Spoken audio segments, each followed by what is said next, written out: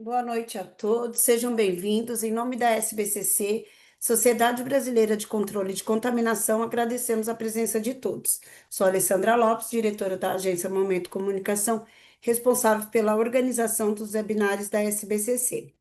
Dentre os seus propósitos está a disseminação de conhecimento, e a série de webinários faz parte desse propósito.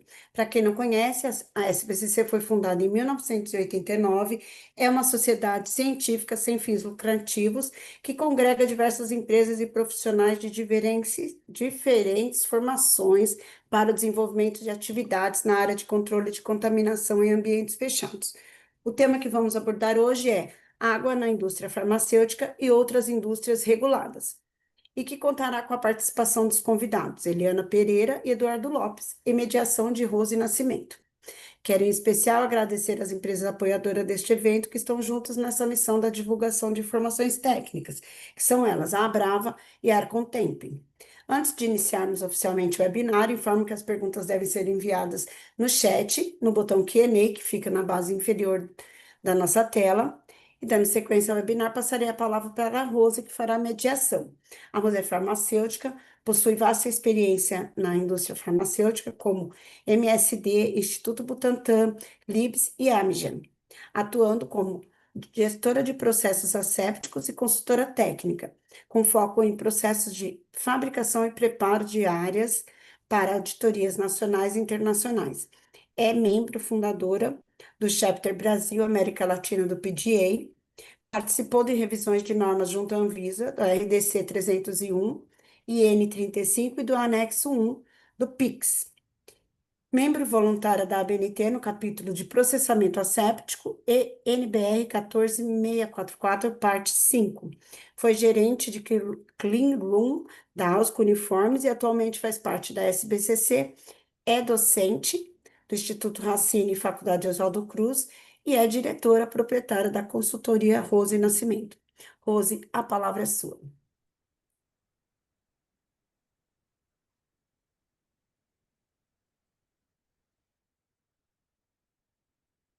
Você está muda. Oi, boa tarde, pessoal. Vamos começar mais um webinário, né, da SBCC. Esse ano nós tivemos vários webinários e estou muito feliz de estar trazendo aqui mais um webinário para o nosso mercado, com profissionais tão capacitados quanto estamos, né?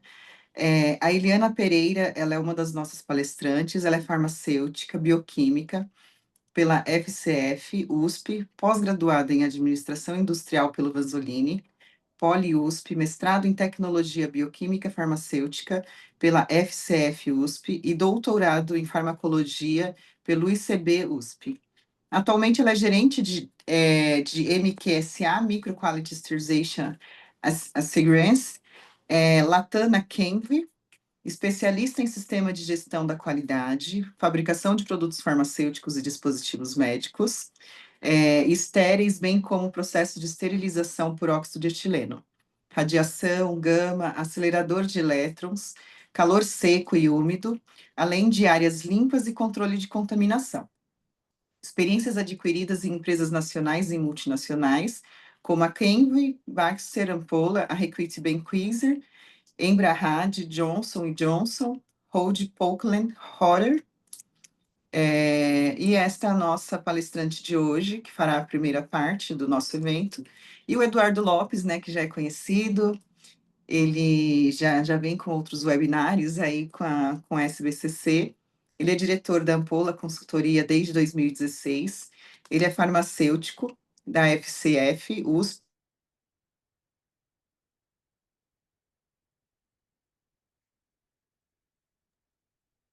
Acho que deu uma travada. Hoje nós estamos aqui em São Paulo e está tendo muita oscilação de energia e de internet. Peço desculpas.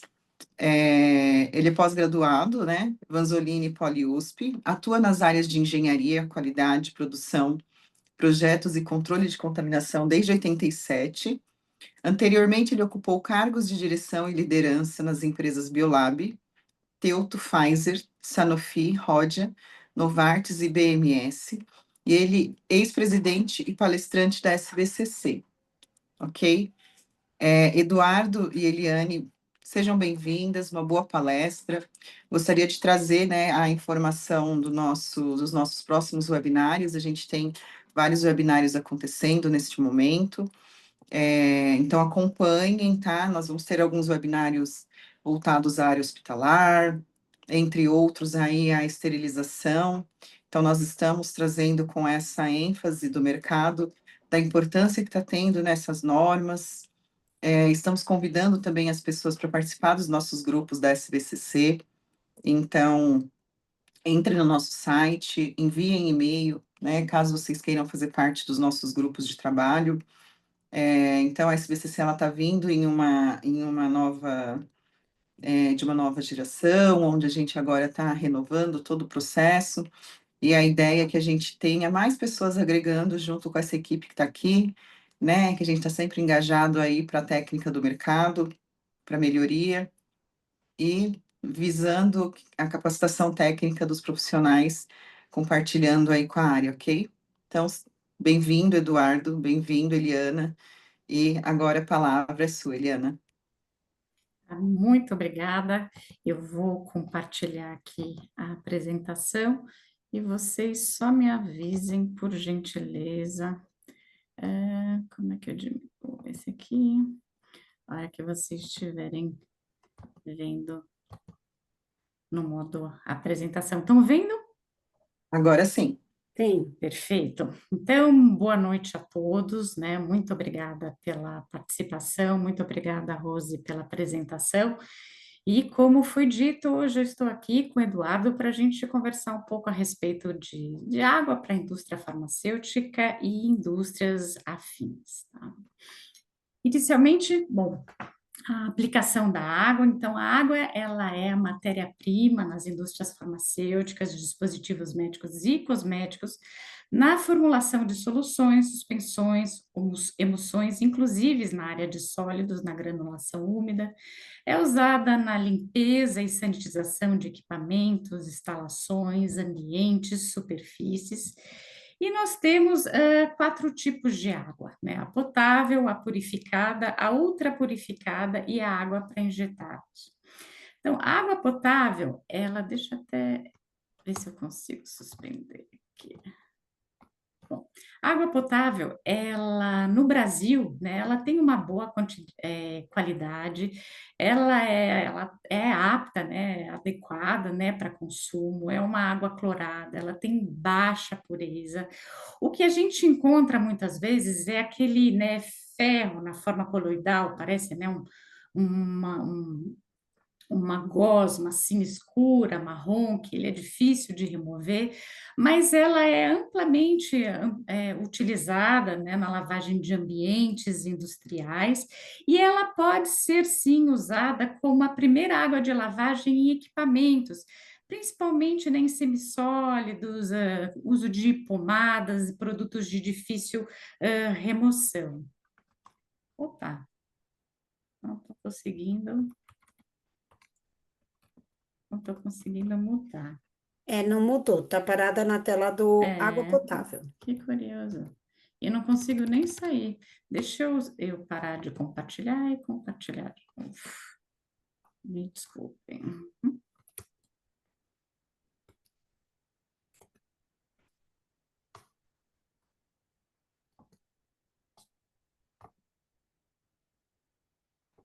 Share. Agora, vou colocar no modo apresentação. Ah, perfeito. Então, agora tá andando. Bom, água purificada, ela é a principal matéria-prima nas indústrias, né, de medicamentos cosméticos e ela também é substrato, né, de geração do vapor puro e é o substrato na geração da água para injeção. É uma água que, pelo fato dela não ter cloro, não ter nenhum conservante, microbicida, ela é bastante suscetível, né, à contaminação e daí a razão de uma série de medidas que a gente tem, que precisam ser adotadas em processo, em controles que nós vamos compartilhar posteriormente. E a água para injetável, ela é a matéria-prima de produtos parenterais, né, estéreis, como injetáveis, colírios, produtos nasais, e a diferença é que ela precisa ser isenta de endotoxina, e ela também é um produto, é um substrato para geração de um vapor puro, e ela tem a mesma, ela se encontra na mesma condição de uma água pura, né? Pelo fato dela não ter um conservante, não ter um cloro, ela tem uma grande tendência, uma grande probabilidade à contaminação. Eu trouxe aqui justamente a planilha presente na última edição da Farmacopeia Brasileira, a sétima de 2024, em que ela traz as características química, micro e física dos vários tipos de água e as suas aplicações. Então, na água purificada e água de injetáveis, elas apresentam os mesmos requisitos físicos e químicos em relação à condutividade, né, a quantidade de carbono orgânico total, porém, em relação à parte microbiológica, nós temos água purificada, ela permite um crescimento de 100 unidades formadoras de colônias por ml, enquanto que a água para injetáveis, ela tem uma restrição de 1.000 unidades menos, né? E a água para injetáveis, ela ainda tem a restrição em relação à concentração de endotoxinas, a presença de endotoxina sendo menor do que 0,25 unidade de endotoxina por ml, e a ausência, né, de grãos negativos e de coliformes. Tá? A água purificada, ela é uma água que ela apresenta as mesmas características micro de uma água para injetável, porém, em relação às condições físicas e químicas, ela é bem mais restrita, porque ela é utilizada justamente em análises de biologia molecular, em calibrações de equipamentos e, eventualmente, também em algumas preparações farmacêuticas. O sistema de água ele pode ser dividido em 4 seções. Então, a alimentação do sistema, né, o tratamento do sistema de água, o pré-tratamento e a purificação, o armazenamento e a distribuição da mesma. Aqui eu coloquei um desenho esquemático exemplificando de um sistema, né, de pré-tratamento e de purificação de água, onde nós temos aqui no sistema de pré-tratamento, eu tenho uma água potável alimentando o meu pré-tratamento, e o meu pré-tratamento, ele se reduz a uma retirada de particulado, uma redução na dureza da água, que tem também, né, uma descontaminação, um recurso de descontaminação da água. Na etapa de purificação, ele traz vários tipos de processos de purificação, que a gente vai ver um a um posteriormente, onde eu tenho a osmose reversa, a ultrafiltração, a eletrodeionização, o processo de destilação, né, para água para injetáveis, e depois, então, né, o armazenamento e distribuição dessa água. E em cada uma das etapas, essas avaliações físicas, químicas, né, como TOC, pH, condutividade, e até mesmo em relação à característica microbiológica, né, da água. Bom, a água, né, a água que alimenta, né, o sistema de pré-tratamento, ela precisa, né, atender pelo menos os requisitos de qualidade de uma água potável. Então, essa água potável, ela pode ser uma água, né, de ramal, de rede pública, ela pode ser uma água de vinda de superfícies, né, de reservatórios, de lagos, de rios, ou até mesmo de uma água de solo, que é uma água de poço. A água de superfície, ela tem uma alta turbidez, ela tem uma carga microbiana também considerável, porém um teor de mineral e de ferro e uma dureza pequena, quando comparada com uma água de poço, né, onde eu tenho uma baixa turbidez, uma carga microbiana baixa, um teor mineral também e de ferro e a dureza, elas já são altas. Por exemplo, em épocas de chuva, quando a gente usa, no caso na empresa onde eu trabalho, a gente usa água de poço e a gente, na época de chuva, a gente consegue ver bastante a variação dessas características químicas da água, tá? Bom, iniciando então a parte, né, do tratamento da água, a gente tem o pré-tratamento, como eu falei, o pré-tratamento ele tem o objetivo de remover partículas, né, partículas acima de 10 micros, então a gente normalmente usa, né, um filtro de profundidade, aqui eu trouxe um exemplo, né, de filtração, um filtro multimídia ele é composto por alguns meios. Aqui, então, a gente tem o cascalho, a gente tem areia, a gente tem o antracito de carbono.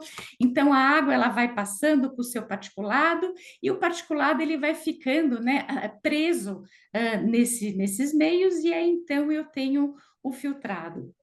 A água purificada, quando ela começa no processo de alimentar o processo de tratamento, ela vai perdendo o seu cloro, então ela começa com 1 ppm, 1,5, 1 ppm. Então, nessa etapa de processo, ela já vai reduzindo, e é muito importante que a gente tenha uma concentração de cloro justamente para reduzir o risco microbiológico nessa etapa do processo. Existe um recurso, né, de sanitização dessa etapa com uma água quente acima de 80 graus, e também a retrolavagem, né, para a gente tentar diminuir, né, melhorar um aproveitamento, né, desse meio, fazer uma retrolavagem para retirar esse particulado.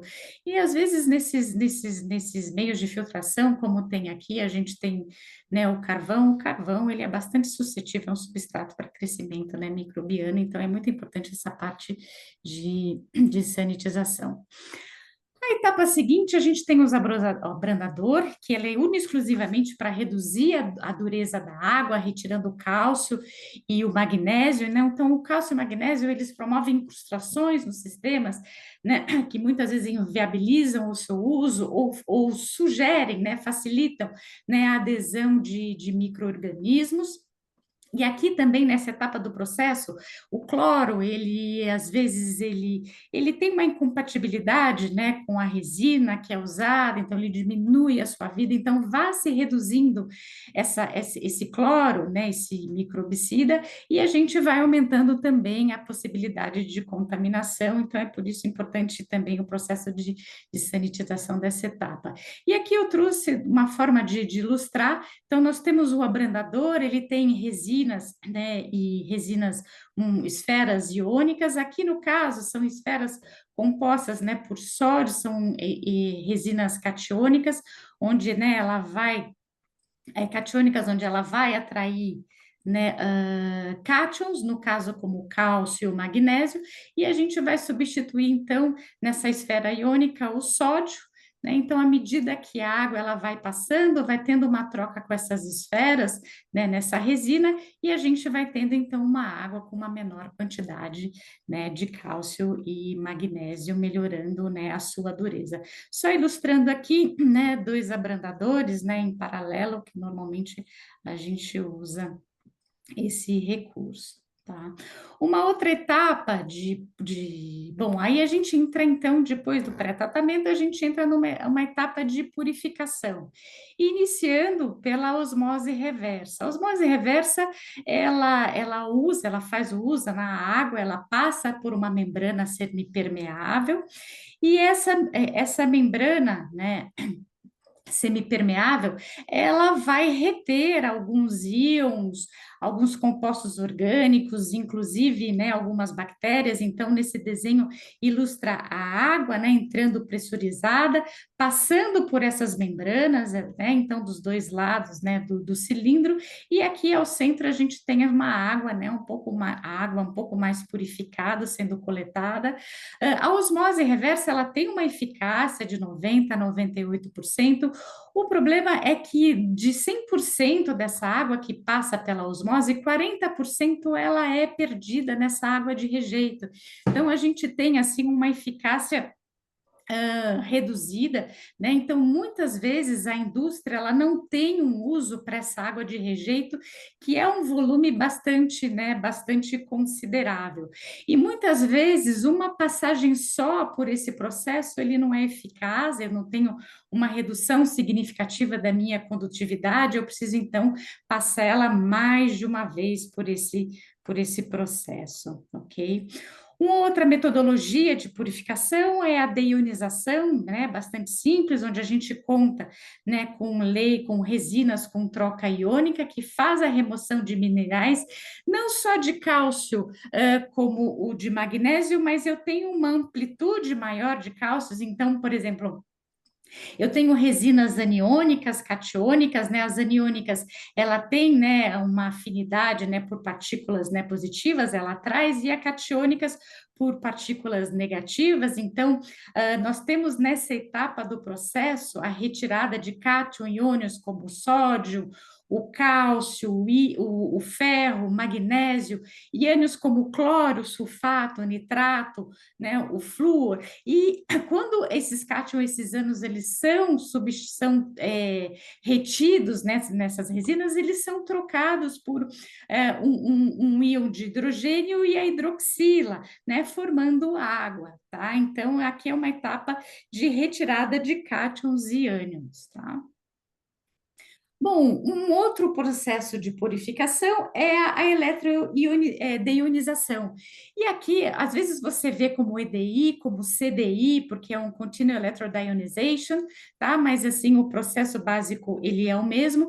E na eletrodeonização, além da gente usar, né, as resinas, né, de troca iônicas, além da gente usar, as membranas, né, como no caso da osmose, a gente também usa aqui a corrente que força, né, então a gente tem aqui a água de alimentação passando pelas resinas, e a gente tem trabalhando então a membrana e essa corrente elétrica que força a passagem, né, desses íons, por exemplo, né, eu tenho um ânodo, então ele vai atrair, né, partículas negativas, e aqui o cátodo ele vai atrair partículas positivas. Então, à medida que a água vai passando, ela vai tendo a retirada desses íons, e a resina automaticamente ela vai se regenerando, né, um processo contínuo.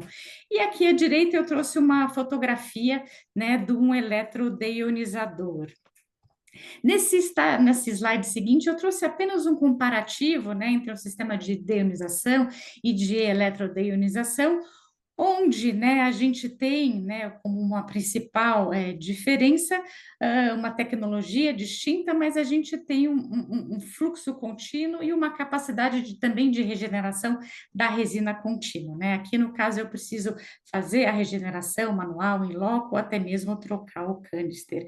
E a gente pode ter... bom, né, é suficiente. Um outro processo de purificação, e é um processo que a gente usa justamente na obtenção da água para injeção, é o processo de destilação. Tá? A água purificada, e de que forma ela é obtida? Por um processo bastante, né, padrão, simples e conhecido. A água purificada, ela é evaporada, né, pode ser com a ajuda com vapor industrial, até mesmo por aquecedores. Então a água ela produz o vapor puro, que muitas vezes é usado em autoclaves, em outro tipo, né, de material, e esse vapor puro, ele é então condensado depois com a ajuda de trocadores de água, com água de resfriamento, né, resultando na água condensada. E é importante a gente reforçar aqui que quando a gente tem a geração do vapor, a água se tornando, né, a água líquida se tornando vapor a partir de uma água pura, ela deixa para trás também uma série de moléculas de peso médio e baixo, como micro-organismos e principalmente endotoxinas, tá? E nós temos dois métodos de purificação bastante conhecidos, que é a destilação por múltiplo efeito e a destilação por compressão de vapor. A destilação por múltiplo efeito é considerado... Eu tenho uma etapa, então, de evaporação de água purificada e de condensação dessa água purificada acontecendo, assim, inúmeras vezes, tá? Então, eu tenho... por isso que é de múltiplo efeito, são múltiplas colunas e são considerados, então, múltiplos efeitos, tá? Então, eu tenho aqui a água entrando, a água, ela é evaporada e ela é condensada em cada uma das etapas, tá? Em cada uma dessas colunas, né, do que eles chamam desses efeitos. E aqui é uma fotografia também ilustrativa. O que acontece, né, com a destilação por compressão de vapor? Eu tenho o processo de evaporação da minha água, esse vapor ele é comprimido, né, e nessa compressão eu tenho um aumento de temperatura, eu tenho um aumento de pressão e posteriormente a condensação, né, desse vapor e, né, tornando-se então essa água para injeção, tá? Um outro e último processo de purificação é por ultrafiltração. Ele é um processo físico de retirada, né, de contaminantes. Então, normalmente, esse eu tenho os filtros de cerâmicas, né, ou membrana mesmo, com um poro de 0,01 micra, bastante fechados, onde a gente consegue, né, nessa foto ilustrativa, a gente consegue, né, tenho aqui o tamanho de poro da osmose reversa. Uma ultrafiltração, ela tem um poro 3 vezes, né, menor do que uma ultrafiltração, do que uma osmose reversa. A ultrafiltração aparece, podendo retirar, né, bactérias, inclusive endotoxinas, inclusive moléculas com tamanho, né, com tamanhos, assim, atômicos.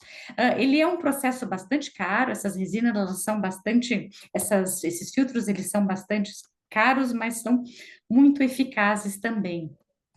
E as duas últimas etapas do processo, né, da água, a gente tem, depois da geração dessa água purificada ou dessa água para injeção, a gente tem a etapa de armazenamento dessa água. Então, essa água ela precisa estar armazenada num container, né, que ele tenha um material, né, num tanque, que ele tenha um material de construção adequado. Então, normalmente um aço inox 316L, né, que é um material que não intervém, que não interage com a água, né, ele não favorece a incrustação ou a geração, né, de ferrugem. A superfície desse tanque, a superfície interna, ela tem que ser uma superfície lisa, ela tem que ter uma superfície, uma rugosidade inferior a 25 micro polegadas, né, de rugosidade. Os tanques, eles precisam ser cilindros, justamente para você não ter a água parada. É importante que você tenha aqui um filtro, né, hidrofóbico de 0,22 micras, porque se lembre, eu tenho uma água que ela tem uma restrição microbiológica, né, e esse filtro, ele precisa ter uma capacidade condizente com a bomba, né, que faz, porque, por exemplo, a água daqui, ela vai ser usada, então a água, ela vai ser retirada, e a partir do momento que eu movimento essa água, né, eu trago um aporte, né, de ar, e esse ar ele passa por esse filtro hidrofóbico. E a gente precisa ter uma capacidade condizente, porque existe a possibilidade da gente, às vezes, colabar esse tanque de armazenamento, e ele acontece, tá? Esse tanque ele precisa ter, né, um dreno, e um dos pontos mais importantes, essa água que está aqui, ela precisa ser circulada. Então, ela vem da água purificada, essa água ela vai, né? Ela vai passar por um processo de aquecimento muitas vezes, às vezes essa água ela fica entre 60 e 85 graus, o que é bastante interessante já para sanitizar essa etapa do processo, onde a gente tem o armazenamento, a circulação nos pontos de uso e ela volta para o tanque de armazenamento. Ela precisa, né, nessa circulação, ela precisa ter uma velocidade de 1 a 1,5 metros por segundo, que é considerada uma velocidade turbulenta, justamente para a gente diminuir a possibilidade de micro-organismos eles se aderirem à superfície, né, e formarem, né, as suas colônias.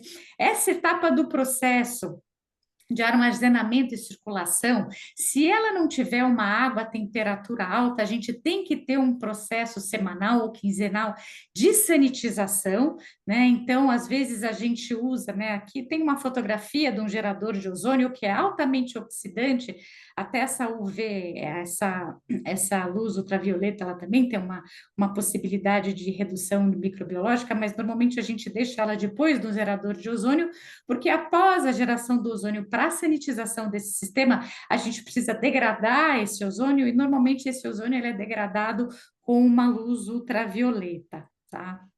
E esses sistemas de tratamento, de purificação, né, e de armazenamento e distribuição, eles precisam ser sanitizados, e aqui eu trouxe alguns recursos de sanitização, como a água quente. Então, a água, ela é excelente, né, ela tem um uso excelente numa temperatura acima de 80 graus, né, e ela não tem resíduo, isso é um ponto bastante positivo.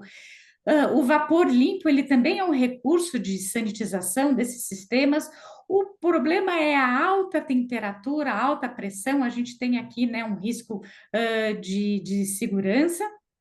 O ozônio, como eu trouxe, né, anteriormente, ele é altamente oxidante justamente nessa concentração, e ele é amplamente utilizado nessas etapas de processo.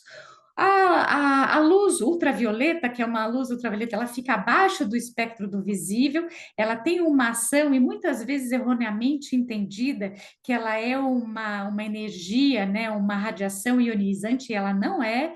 Ela é uma onda eletromagnética. E de que forma ela reduz, né, esses micro-organismos, ela degrada os micro-organismos e os materiais orgânicos? Ela aumenta a temperatura, né, então as moléculas elas se agitam mais e acabam, né, levando a sua quebra, né, a sua degradação. E produtos químicos, então nós temos os agentes oxidantes, como eu falei para vocês, o ozônio, nós temos o ácido peracético, que é amplamente usado nessa etapa de sanitização desses sistemas. Porém, ele tem um resíduo, então a gente precisa sempre fazer um enxágue após o seu uso.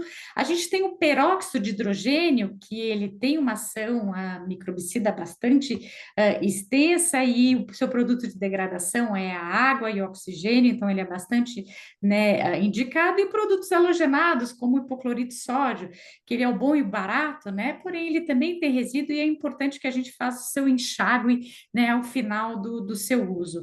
E eu trouxe aqui, né, só terminando a minha apresentação, eu trouxe aqui um desenho esquemático da formação, né, de biofilmes bacterianos, e que isso acontece muito no nosso sistema de tratamento de água, nas várias etapas do processo, ou no armazenamento, nas tubulações, no tanque, né, nos sistemas de tratamento. E quando isso acontece, isso é uma dor de cabeça. E como é que se forma o biofilme? Então, quer dizer, você vê aqui, né, as bactérias aderindo numa superfície, normalmente numa superfície irregular, porque se fosse uma superfície lisa, ela não conseguiria, né, se aderir. Então, você vê, né, a colonização, o crescimento, a maturação dessa colônia. Então, os micro-organismos, eu tenho variados tipos de micro-organismos nessa colônia, e nessa colônia é produzido, então eles produzem, né, micro-organismo produz muito açúcar, muita proteína, que gera, né, uma cápsula protetora dessa colônia. Então, por isso que torna, né, esses biofilmes muito resistentes a processos de sanitizações químicos, né? Então, muitas vezes a gente precisa entrar também com um processo mecânico. E o pior disso, né, dessas comunidades, de tempos em tempos a gente tem o que a gente chama de dispersão. Então, é liberado dessas comunidades uma quantidade de micro-organismo. Muitas vezes a gente tem, né, um biofilme já estabelecido no nosso sistema de água, e a gente não consegue entender, porque às vezes a gente consegue pegar num lote de água, num produto acabado, mas no lote seguinte a gente não tem, né? Às vezes no monitoramento que a gente faz nos pontos de uso, eu pego hoje, na semana seguinte eu já não pego. Isso muito se dá esse processo de dispersão. Tá bom? Então, enfim, eu sei que eu falo rápido, o tempo foi curto, mas só dá para vocês uma prévia, né, desses assuntos que a gente compartilhou. Eu vou passar então agora a palavra para o Eduardo, que vai trazer para a gente a validação, a qualificação desse sistema, né, do sistema de água. Tá bom? Obrigada.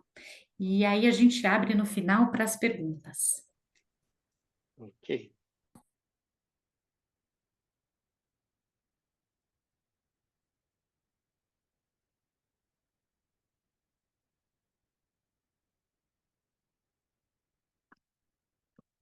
Já está dando para ver, né?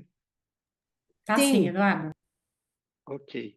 Então, vamos falar da qualificação e validação, né? Então, como todo mundo sabe, qualificação tem que ser um sistema organizado, planejado, né?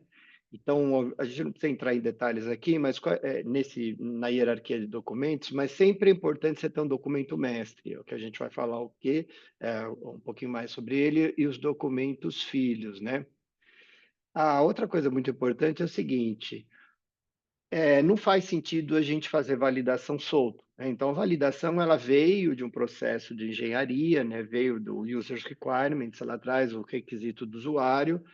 Ela existe durante a construção do anel, vocês vão ver, nós vamos falar um pouco mais do anel, do tanque, da instalação do sistema. Ela continua com monitoramento e com análise de tendência. Então, essas coisas têm que conversar, né? Então, vamos explicar um pouco mais como a gente faz isso, né? Vou passar para a próxima. Aqui. Acho que isso será que foi só uma. Nós passamos. Ok, então, como eu falei para vocês, uma coisa fundamental é o plano de validação.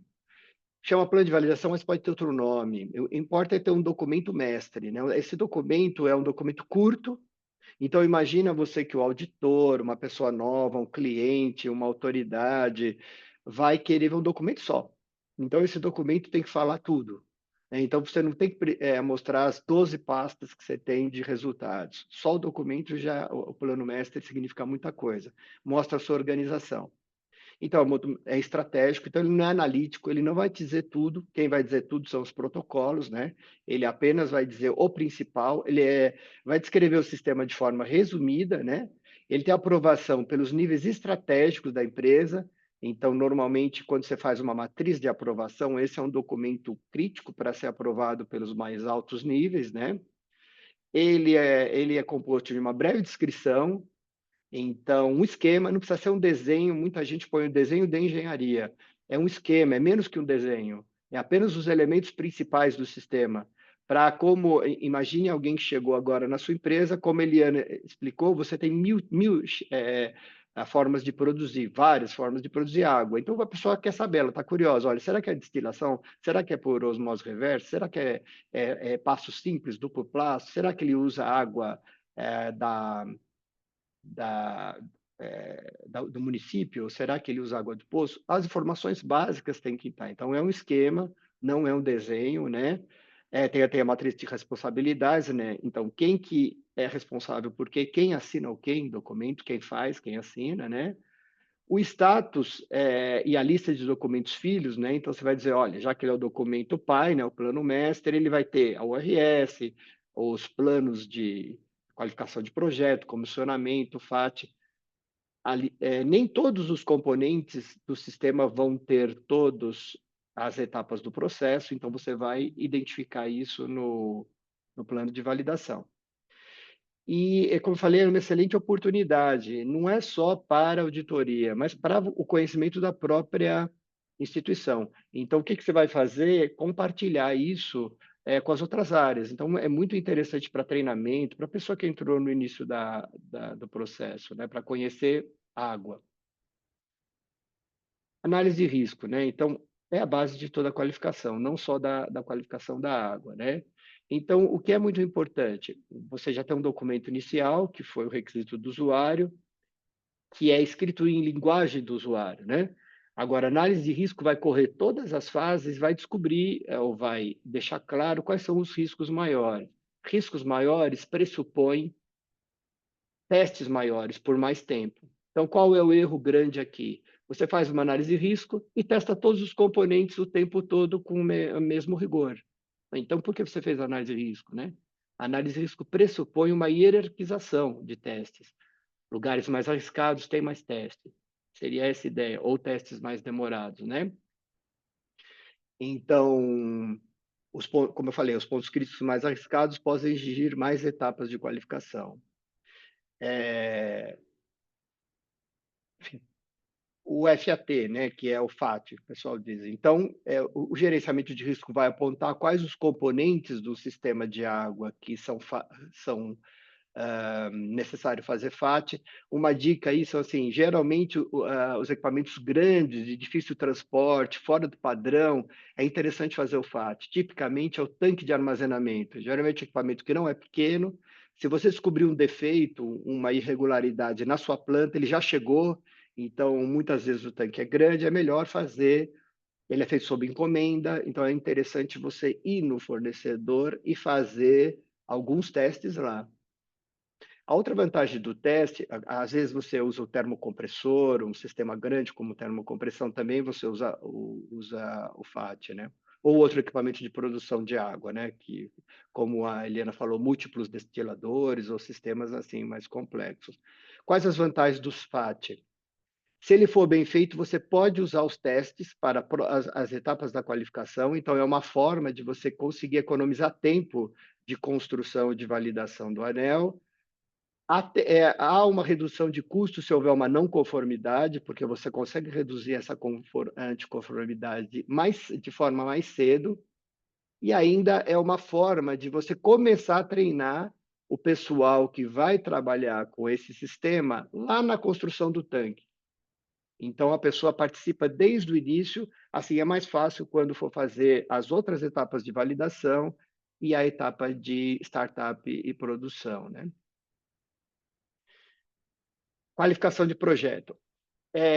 Sistemas de água são típicos sistemas que você deve fazer qualificação de projeto, porque é um sistema customizado. Então, ele não vem de fábrica com o número de pontos padrão. Você vai determinar o número de pontos padrões e as suas condições de água. Como a Eliana falou, você tem muitas formas de trabalhar. Tem água mais fria, eu não vou falar água ambiente, porque no Brasil eu não recomendo você usar sistemas em água ambiente, né? Porque o ambiente do Brasil é diferente do ambiente da Europa, né? Então você vai acabar tendo um anel com 30 graus, com 25, acima de 25 não é aconselhável. A Organização Mundial de Saúde fala isso, que não é aconselhável água acima de anel com água ambiente mais que 25 graus. Então, tipicamente, você usa a esfria, né? Trabalha com 18 graus, ou trabalha com acima de 65, acima de 60 graus. Então, é justamente por isso que você tem que qualificar o projeto, porque muitas vezes o projeto ele foi customizado para as suas necessidades. Então, você precisa alguns documentos de engenharia confirmar, os documentos principais, confirmar durante a qualificação do projeto se está ok antes de iniciar a fabricação dos equipamentos. Eventualmente, você acha erros e você tem que refazer o projeto antes de produzir. Sempre na ideia de fazer mais rápido e economizar tempo. Interessante isso, né? A gente diz que a validação aumenta o tempo, né? E aumenta o trabalho. Se for bem feita, é um aliado seu no gerenciamento de projeto. Porque aqui é papel, né? Nessa fase. Se você achar um problema, é fácil de resolver. Imagina você achar o problema na instalação ou quando já está feito o equipamento. Então, isso é muito mais caro. Então, validação de projeto aqui é estratégica, é muito interessante ser feito, né? Então, geralmente, você checa o número de pontos, o conceito, a localização, né? Você tem especificação dos equipamentos principais, você checa aí nesse momento. Os cálculos, né? O cálculo de simultaneidade, alguns cálculos críticos, você também checa durante a qualificação de projeto. Ok, qualificação de instalação, né? Então, assim, numa linguagem, só para a gente falar rápido, basicamente, numa linguagem comum, a gente diria que qualificação de instalação é aquilo que a gente pode fazer com um equipamento desligado, sem água. Então, tudo que a gente puder fazer com ele desligado, a gente pode chamar de qualificação de instalação. É uma simplificação, tá, pessoal? Pode ser que tem coisas que a gente pode fazer, que estão aqui, que você pode fazer na qualificação operacional e coisas da qualificação operacional que você pode fazer aqui. Como eu costumo falar para o pessoal, eu nunca tive uma não conformidade por jogar o teste no lugar errado. Quer dizer, se eu faço, por exemplo, vamos ver um teste aqui, ó. Conferência de manuais e instruções. Se eu não fizer ele aqui na qualificação de instalação, fizer na de operação, ok. O que eu não posso é não fazer, entendeu? Então, se vocês têm dúvida, não fiquem muito com a dúvida de onde pôr o teste, mas ele tem que estar em algum lugar, tá? E você vai explicar isso, né? Então, aqui, ó, qualificação é importante na redução do tempo, né? A checagem e verificação pode ser feito desde o recebimento do material, isso é muito importante. A qualificação de instalação não começa durante a instalação ou após a instalação, você pode começar no recebimento de materiais. Então, você já recebe os tubos, já recebe as válvulas e os equipamentos, você já pode começar a colecionar os certificados, por exemplo. Você já pode taguear esse material. Assim, quando estiver instalado, é muito mais fácil de conferir. Então, existe todo um trabalho, ou seja, seus protocolos têm que estar prontos antes do recebimento do material e você tem que ter pessoas treinadas em qualificação já no recebimento durante a obra. Aí você ganha muito tempo depois do startup. Então, esse é um fato muito importante. E ela vai durante a qualificação de instalação, durante toda a montagem. Então, a parte de boroscopia, né, que é a parte de filmagem das soldas, a parte de coleção dos corpos de prova de cada dia, a checagem de ângulo de drenagem, tudo isso pode ser feito durante a instalação. E você ganha bastante tempo depois nas fases seguintes e na própria instalação do processo, né? Comissionamento, uma fase super importante e pouco valorizada. Você faz um grande número de testes durante o comissionamento. Se você fizer bem feito e se você previr isso no plano de validação, você pode usar esses testes de comissionamento na qualificação de operação. Você não precisa repetir o mesmo teste. Então, se você fizer ele de forma adequada no comissionamento, você ganha tempo. Então, quais são os testes típicos, né? Você faz todas as funcionalidades aí. Então, você testa a altura máxima de água do tanque, a altura mínima do tanque, os controles de velocidade, os alarmes de TOC, de condutividade alta, de falta de água, de pressão na linha, de todas as suas variáveis que você vai mexer. Qual é a vantagem do comissionamento? Ele não precisa da aprovação do protocolo. Ele precisa que ele seja você pode aprovar ele posteriormente, desde que os testes sejam feitos com equipamento calibrado, você ganha tempo e você pode usar isso na qualificação de operação, né? Estou repetindo isso porque é importante, tá, pessoal? Não tem felicidade nenhuma em você fazer 3 ou 4 vezes o mesmo teste com as mesmas pessoas, com os mesmos resultados, isso aí não é interessante para ninguém. Ok? Tipicamente, ele é realizado pelo fornecedor com acompanhamento do cliente ou com uma empresa terceira, geralmente os três.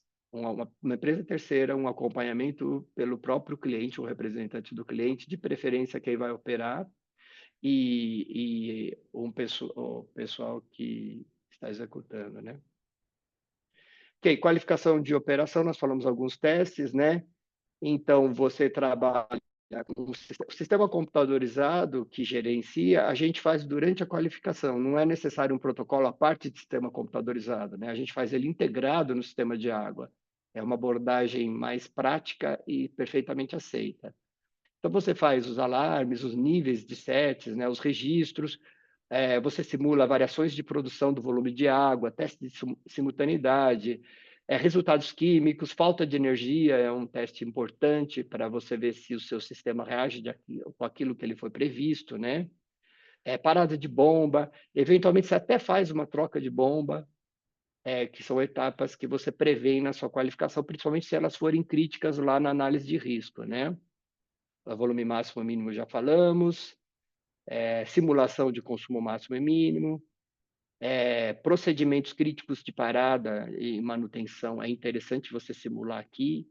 Então, são os testes tipicamente feitos numa qualificação de operação, né?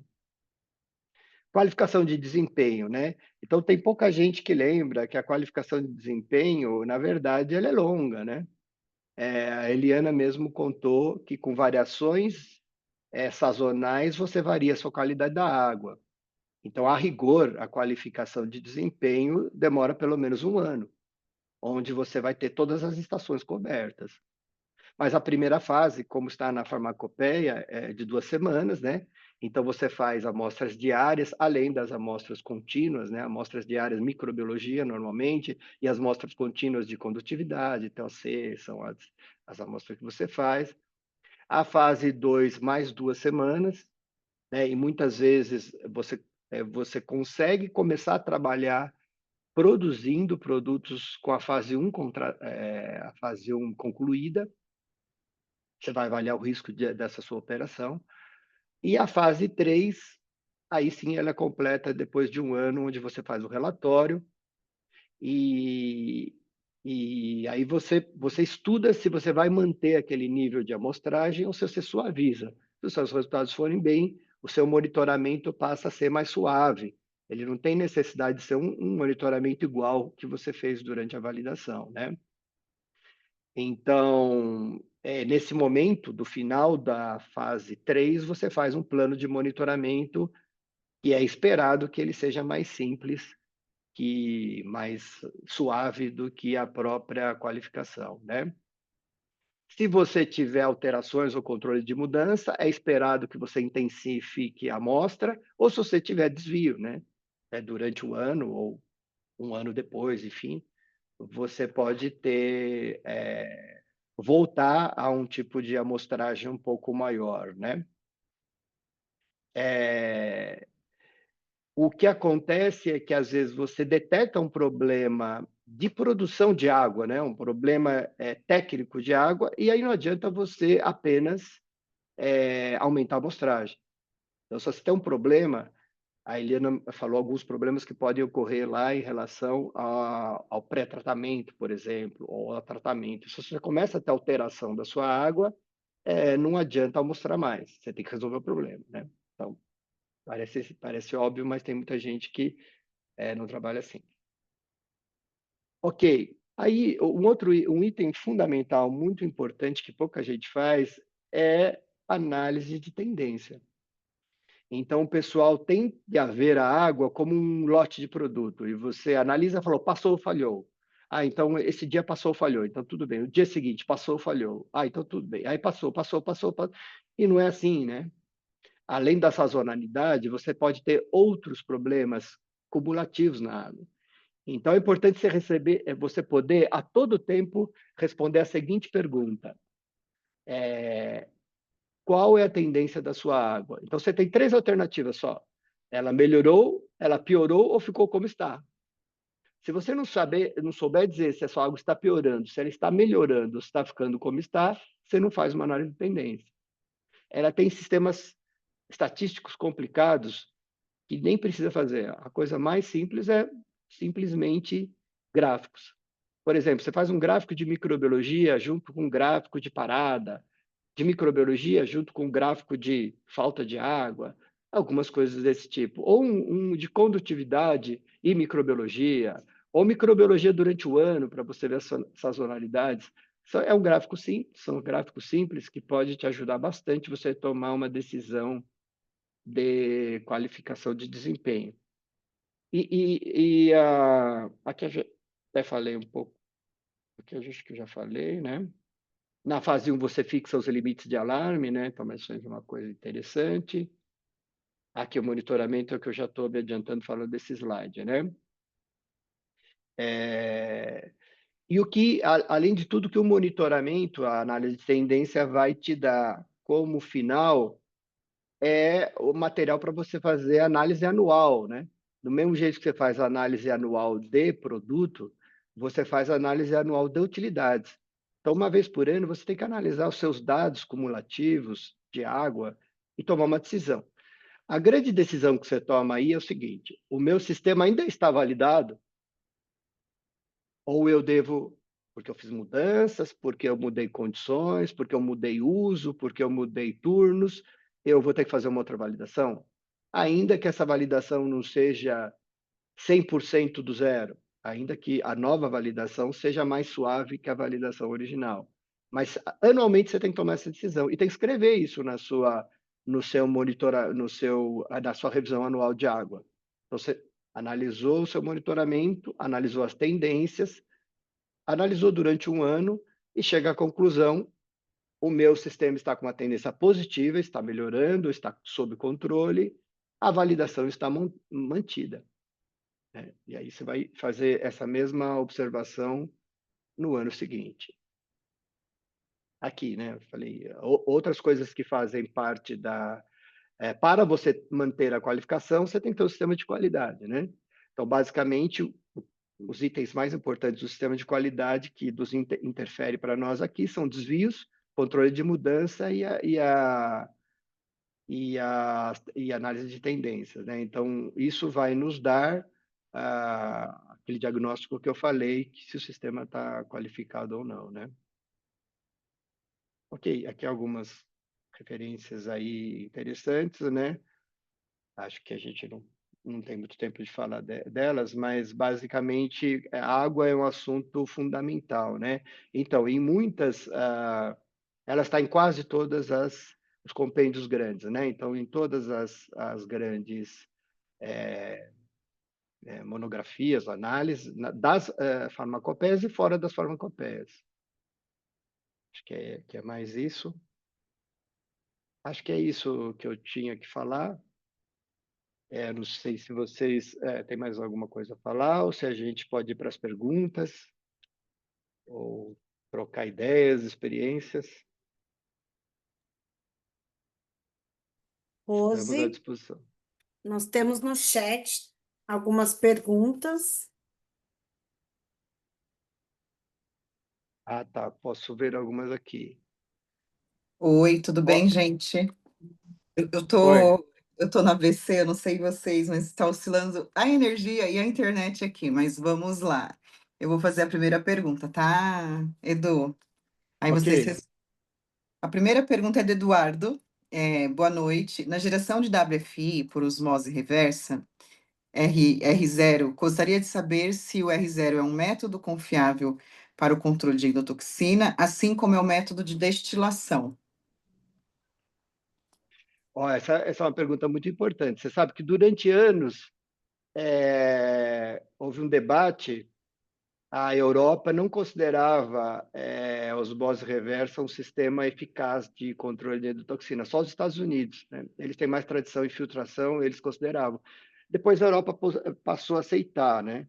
O que é hoje mais ou menos consenso é o seguinte: você precisa, no caso de água para injeção, ter pelo menos 2 sistemas eficientes, conjugados. Então, se você for usar a osmose reversa, você teria que usar duplo passo, por exemplo. Então, você não poderia usar ou conjugado, osmose reversa, eletrodionização, osmose reversa e destilação, como que a Eliana mostrou os vários métodos. Então, mais ou menos o que é consenso é isso. No caso de água para injeção, você usaria 2 métodos eficientes e aí você tem que ter todo o sistema de sanitização. A gente não vai entrar em detalhe aqui, mas a osmose reversa é sim aceito nas farmacopeias internacionalmente como método eficiente, sim, para endotoxina e, portanto, para água para injeção, né? Sim, obrigada, Eduardo. Você quer complementar, Eliane? Não? Tá tudo Então, tá. certo. Então, vamos para a próxima pergunta do Bruno Cursino Scaneiro. Eduardo, FAT somente seria realizado em itens identificados na análise de risco? Isso só. Então, você vê que interessante? Eu brinco, pessoal. A análise de risco é o jeito de deixar a gente preguiçoso, né? Ou o jeito de. Porque você não precisa fazer tudo. Você entendeu que a lógica da análise de risco ela é essa? Se tudo tem a mesma. Vocês estão me ouvindo? Acho que cai. Estou. Ok. Não, estou. Se tudo tem a mesma criticidade, então você não precisa fazer análise de risco. Uma vez que você fizer análise de risco, você vai descobrir o que tem mais risco.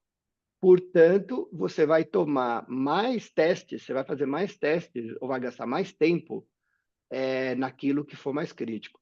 E no FAT, como eu te falei, tipicamente você faz do tanque, possivelmente do osmose reversa, no sistema de osmose reversa ou do sistema de termocompressão ou destilação e só. É o que a análise de risco vai te dizer. O resto são equipamentos padrão que você pode fazer. Não é que você não vai fazer teste. Você vai fazer os testes quando você fizer o IQ, ok. Mas você não precisa viajar lá para não sei aonde fazer o teste lá no FAT. Você faz ele, né, um condutivímetro, é um equipamento padrão. Você não precisa fazer FAT dele. Você faz ele quando ele está instalado, né? Depois, durante todos os outros testes que você vai fazer. Agora, o tanque, além de ele ser um tanque feito para você, ele ainda tem problema de transporte, né? Então, imagina que você não gostou do eletropolimento do tanque quando ele está aqui. Aí o que você vai fazer? Mandar ele para lá? Eu já fiz FAT de tanque de 60 metros cúbicos. Você imagina o transporte de um tanque de água purificada de 60 metros cúbicos. Então é melhor você fazer no fornecedor. Se tiver algo a resolver, você resolve lá, né? Legal. Nós temos uma outra pergunta, Eduardo. A pessoa não se identificou. Na qualificação de operação, temos que realizar a coleta e análise da água potável e da água purificada de alguns pontos para verificar a qualidade da água? Então, eu recomendo fortemente. Então, você precisa ver, pegar alguns pontos da água potável, vamos dizer, da água que alimenta o seu sistema de água purificada. O da água purificada, geralmente você faz todos os pontos, né? Geralmente você faz todos os pontos. Agora, da água de geração lá, tipicamente você faz de entrada e o último ponto antes de entrar no seu sistema de purificação final. Mas você pode fazer em todas as etapas. O idealmente você fazer em cada operação unitária. Então, você fez da filtração, você tira a amostra. Como a Eliana falou, no filtro multimídia, você faz antes Em e depois. pós cada etapa de É, tratamento, sugere-se que faça uma amostragem. esse é o ideal. Entendi. Então, nós temos uma próxima pergunta. Na qualificação de desempenho, se ocorrer um desvio significativo na fase 1, deve-se retornar a QD para o início da fase 1 e para as fases 2 e 3, se ocorrer desvios significativos, também deve-se retornar para o início da respectiva fase. Então, a pergunta é muito boa, viu? Agora, é análise de desvio. Por exemplo, se o seu desvio for tipicamente do sistema, né? Se você tiver um sistema, o sistema falhou por algum motivo, ou se você desconfiar de uma construção, você perdeu a fase 1, começa de novo. Agora, se é tipicamente um desvio de amostragem, se você não acredita que o desvio é um desvio real, né? Ou ele foi amostragem, ou foi ou alguma coisa total. Por exemplo, quer ver? Eu vou contar um caso interessante para vocês. Eu estava na fase 2 e tinha TLC super baixo, baixíssimo o tempo todo. Sistema perfeito. Chegou nos últimos dias da fase 2, explodiu o TLC. Explodiu o TLC.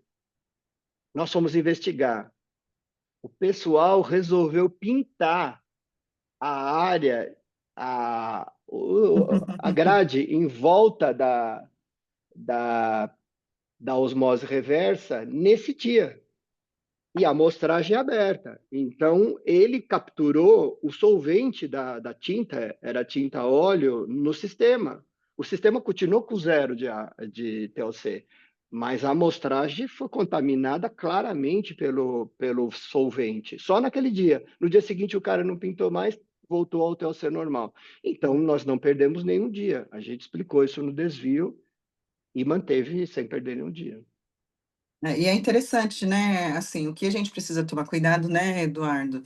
São as variáveis, né, no momento. Por isso que é importante você conhecer o seu processo, mostrar numa condição adequada, porque isso é o que vai acabar fazendo a diferença até num resultado como esse, né? Então, a gente está falando de uma alteração de TOC por um solvente na área, né, que totalmente não tinha nenhum tipo de contato ou interface com o sistema, assim, nem contaminar era um risco, mas como também a gente muitas vezes fala nessas falhas de uma ausência de sanitização, ou um saneante que pode interferir na amostragem, no momento da amostragem, então, assim, todo cuidado do residual, então, do ambiente, ele também é muito importante nessas fases para a fase de amostragem, né, Edu? É isso mesmo. Tá, então, a próxima pergunta é um participante anônimo. Na indústria que eu trabalho, adquirimos um sistema de água purificada por osmose reversa, duplo passo. Vamos fazer QI e QO, como estamos sem produção. Ele terá que ser hibernado em metabisulfito de sódio. Quais são os principais riscos que devemos observar? Então, hibernar o sistema só tem um jeito, gente: seco. Então, não, qualquer coisa que você colocar lá, a gente não sabe o que vai acontecer. Então, você pode fazer QI tranquilamente, você até pode fazer QO, você teria que secar o sistema, né? Inclusive se for osmose reversa, de acordo com as instruções dos fabricantes da membrana, tudo. E depois, quando você retornar, você vai ter que fazer alguns testes. Então, você economizou um pouco, mas praticamente você vai ter que fazer fase 1, pelo menos, de novo. Então, na verdade, o sistema em funcionamento, ele não pode parar mais, né? Então, QI, obviamente, você pode fazer, né? Não perdeu nada.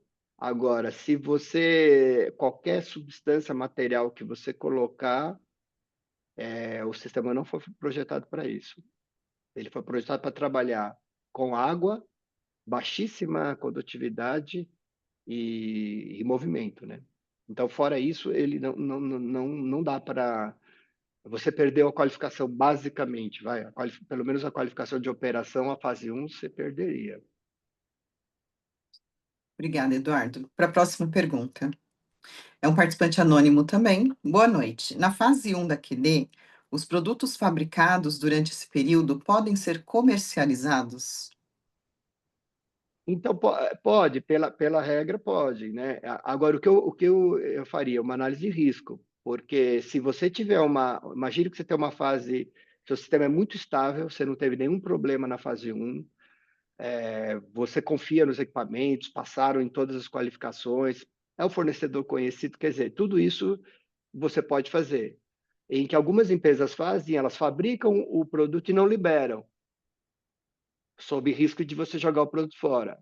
Pela lei, você poderia até liberar. Agora, você tem que saber e se você tiver que fazer um recall. Por exemplo, para injetáveis eu não faria, por exemplo, se fosse água para injeção, né? Eu preferia terminar as duas fases.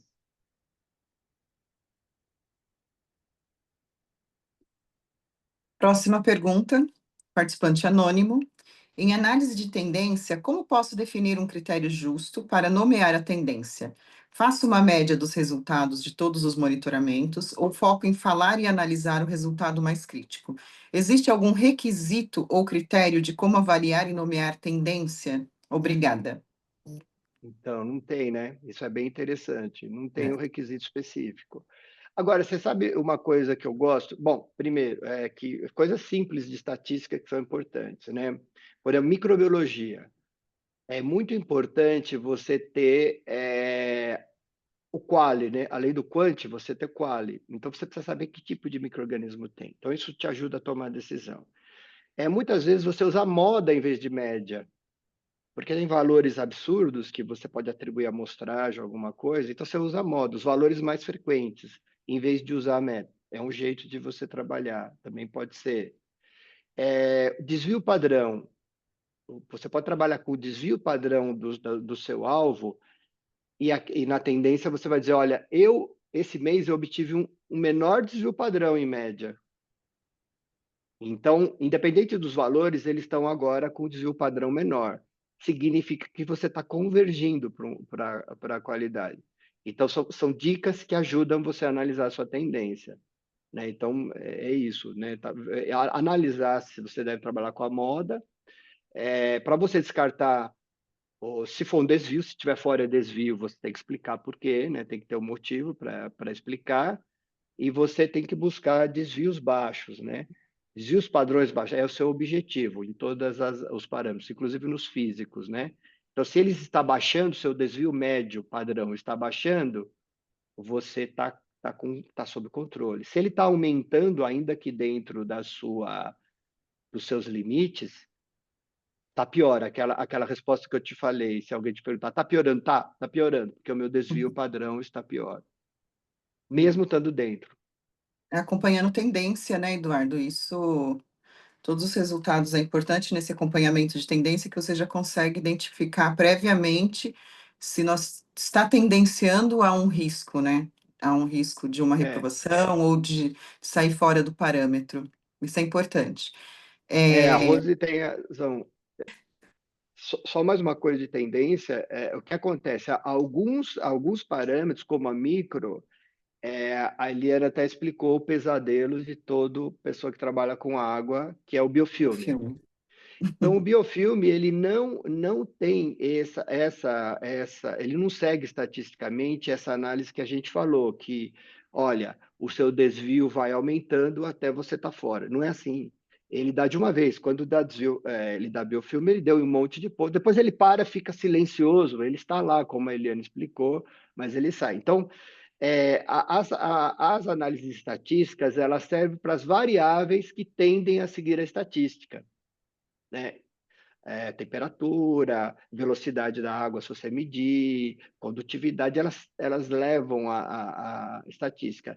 Microbiologia, em pequenas, na água para injeção, mesmo na água purificada, muitas vezes segue a estatística, porque são pequenos valores, isso é ruim, atrapalha um pouco a estatística, mas são pequenos valores. Agora, por exemplo, no pré-tratamento, são muitas variáveis, então ali você não tem, é muito difícil seguir a estatística. Então ele dá não contável e depois dá 3. Então ele é difícil. Então não é fácil fazer uma análise, e tendência é por isso que o pessoal não faz, né? Mas é É, fundamental que você procure fazer. eu acredito assim, pensando hoje na norma, mais pensando, lógico, né, em área séptica, mas a gente pode generalizar quando a gente fala de água, por exemplo, o CCS ele vem com é, essa visão da tendência, né, de você avaliar a tendência, de você avaliar dados, acompanhar, para que você não deixe chegar ao ponto onde ele saiu fora. Isso pensando em É, estéreis, mas pensando no geral em indústria farmacêutica, qualquer dado que a gente hoje tenha que compilar, ainda mais quando são dados analíticos, independente de micro ou físico-químico, você avaliar a tendência, você já consegue verificar que ele vai saindo fora da curva, né, Eduardo? É importante é isso avaliar. mesmo. Você tem que ter uma certa intimidade. E aí, só o último item, né? Super importante. Isso não é assunto só do pessoal da microbiologia, hein? É Exato. muito mais assunto com o chefe da produção, da engenharia, que é o pessoal que Uhum. sabe as ações que estão acontecendo. Então, ele sabe que mexeu no piso técnico, ele sabe que teve alguma. Então, é muito importante que eles sejam encarregados de ou eles sejam os caras que fazem a tendência, ou eles participem da tendência. O que é errado? Só a microbiologia se preocupar com isso. É errado. Se a microbiologia não se preocupar com isso, só fizer análise, não é tão errado como o pessoal da produção não ser envolvido. Exato. E é isso mesmo, acho que assim, às vezes as pessoas me perguntam assim, vou dar um exemplo de responsabilidades, né? Ô, Rose, eu identifiquei um problema. Eu que sou responsável por ele, eu entendo assim, quando você, não significa que você é o dono da área, que você é o dono do resultado, que você é o responsável pela ação. Porque a microbiologia, o fisicoquímico, eles vão identificar, mas eles não conhecem o processo. Eles estão em uma demanda onde é diferente o processo. Então, eles não conhecem as características, eles não sabem que a pintura estava ocorrendo, né? Eles vão lá e amostram. Às vezes eles nem perceberam, para eles nem sentir o cheiro. É uma tinta oleosa que tem um solvente, mas hoje, né, nós temos tinta sem cheiro, vamos pensar assim, né? Então, é esses cuidados que tem que tomar durante os processos, e a responsabilidade é o dono do processo, principalmente, é o responsável lá por uma investigação, por acompanhar a tendência, por compilar, né? E não somente nos desvios, mas acompanhar mesmo e olhar, falar, nossa, hoje está diferente. Normalmente dá 5, hoje deu 6. Então, e olhar o que aconteceu naquele momento, mesmo que ele está dentro, né, Edu? Isso, é isso mesmo. É Vamos isso lá. mesmo. O William fez uma pergunta. Boa noite. Para a geração de WFI a frio, como a Anvisa vê esta aplicação no Brasil? Temos ainda que aquecer WFI no tanque de estocagem? Bom, eu não posso responder pela Anvisa, né? Eu responderia por mim. Assim, a norma não é específica, a farmacopéia não te obriga a água quente. Eu não vejo nenhum motivo para você não usar água quente, então, ao contrário. Eu usaria água quente para água para injeção. Você está economizando muito cabelo, né? E muita preocupação. Então, a água para injeção é bem interessante que você faça, apesar de não ser obrigado, né? É muito Sim. interessante que você haja um sistema de água quente. Não precisa exagerar, né? A farmacopeia fala 65 a 85, o pessoal faz 85. Eu até hoje não entendi por quê. A própria farmacopeia fala, não use excesso de temperatura, porque você danifica o sistema, e o pessoal trabalha com 85. Não tem necessidade, do ponto de vista da microbiologia, o que você impediu de nascer com 65, você vai impedir de nascer com 85. Então, você trabalha com 65. Outro drive importante na temperatura da água é o seguinte: como você consome sua água? Então, para processos onde você consome água quente, tipo lavagem de frasco, lavagem de tanques automática, onde a pessoa não precisa pôr a mão, você já vai usar água quente, entendeu? Então, você vai destilar a água, ou, por exemplo, ou termocompressão, você esfria a água. Depois você vai aquecer a água. Bom, já que você vai aquecer a água, deixa o anel quente, para sua lavadora é melhor, seja lavadora de frascos, lavadora de equipamento de laboratório, enfim, o que você usar, inclusive água purificada, você opta por anel quente, te ajuda a tomar a decisão se você o uso for quente da água. Do ponto de vista de microbiologia, é muito melhor, muito melhor. Anel quente é assim, é muito mais tranquilo do ponto de vista de microbiologia, né? Sim, obrigada, Eduardo. Nós temos ainda 7 perguntas pendentes, tá? Nós vamos fazer as Tá, perguntas até as 19h40, Eduardo, aí depois a gente dá uma paradinha para fazer os encerramentos, tá bom? tá bom. Participante anônimo, obrigado por compartilharem o conhecimento conosco. Na apresentação foi compreendido que se realiza o QP anterior à compra do sistema. Seria isso mesmo? Ou ela é realizada posterior à compra por se tratar de uma verificação documental? Não, assim, o correto é o QP, QP aí no caso é a qualificação de projeto, né? A Isso. qualificação de projeto é depois que o projeto está pronto.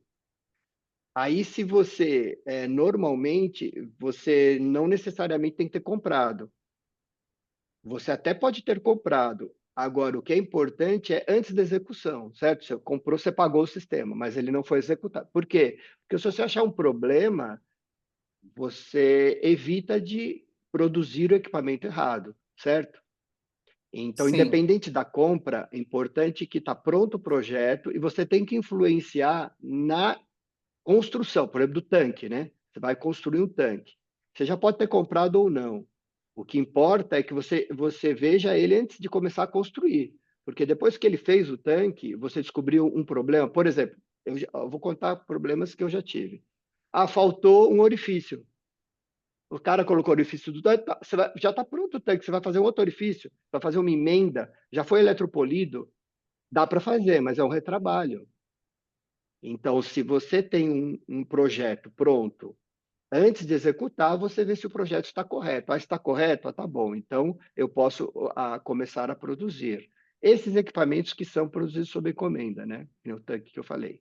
Então, assim, o exato é esse. Após o projeto, antes da fabricação do equipamento. Essa é o local que você tem que fazer a qualificação de projeto. e uma outra coisa, Edu, assim, experiências, né, de vida. Eu tive uma experiência com um cliente que eles simplesmente, quando eles foram fazer o teste, eles precisavam de uma entrada para sucção, porque eles tinham uma manipulação asséptica. E uma parte do material, ele tinha uma questão, era necessário fazer a sucção. Quando eles foram fazer o teste, eles fizeram a entrada, né, dessa sucção, mas eles não dimensionaram o tanque que ia acoplar a sucção. Aí o que que aconteceu? Não coube, eles tiveram que depois mandar fazer um outro tanquinho para fazer, só que o que acontecia? Ficava muito residual no tanque, por conta dessa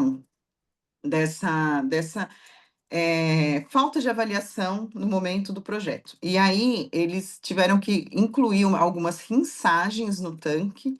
Foi assim, gente, foi bem complicado, porque mandar fazer algo personalizado, neste caso, ainda mais a gente estava falando de matéria-prima, né, de IFA, que é caro, né? Eu não posso perder eu não posso ter perda no processo. E perdia muito, né? E aí teve que fazer uma forma de rinçar esse tanque. Foi bem complicado, mas não foi avaliado no projeto. E quando foi testado, eles testaram colocando uma mangueira dentro de um becker. E ele fez a sucção, É. né? Óbvio.